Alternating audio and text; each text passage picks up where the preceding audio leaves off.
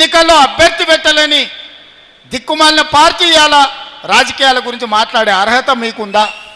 ఆయన అసెంబ్లీకి రాడు, ఈ ఎన్నికల్లో పోటీ చేయడు. ఇక మునగాడు అంటాడు ఉప ఎన్నికలు వస్తే మా తడాక చూపిస్తామని. ఉన్న ఎన్నికల్లో అభ్యర్థి పెట్టలేని మీ బోడి పార్టీ బీఆర్ఎస్ ఉప ఎన్నికల్లో ఏందో చేస్తారంట. పార్టీ మారినోళ్ళ గురించి ఉప ఎన్నికలు వస్తే అందులో మేము గెలుస్తామని. 10 ఏళ్ళు 29 మంది ఎమ్మెల్యేలను 20 మంది ఎమ్మెల్సీలను 4-5 ఎంపీలను తీసుకున్నాడు చంద్రశేఖరరావు. అవునా? 2014 నుంచి 2023 వరకు 10లలో ఎమ్మెల్యేలను ఎమ్మెల్సీలను ఎంపీలను తీసుకున్నాడు. ఉప ఎన్నికలు ఒకటాన్ని వచ్చినాయా? మరి ఆ 10 ఏళ్లలో రాని ఉప ఎన్నికలు ఇప్పుడు ఎట్లకెళ్ళి వస్తాయి? అప్పుడు గదే స్పీకర్ ఉన్నాడు, అప్పుడు గవే కోర్టులు ఉన్నాయి.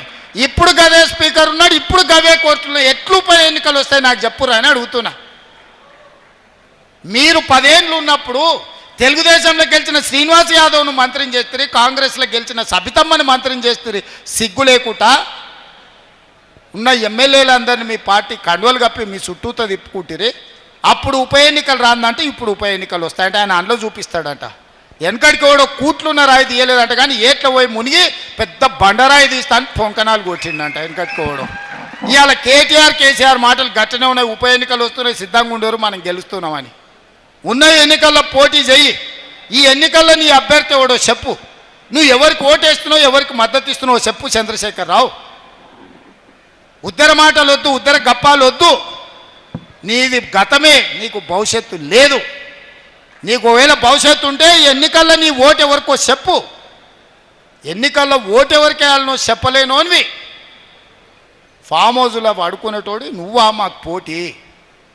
ఇవాళ బీజేపీ వాళ్ళు కిషన్ రెడ్డి గారికి సూటిగా చెప్తున్నా, మీరు ఓటు అడగాలంటే నువ్వు అడ్డంబడి ఆపిన మెట్రో కేంద్ర ప్రభుత్వం మంత్రివర్గంలో పెట్టాలి.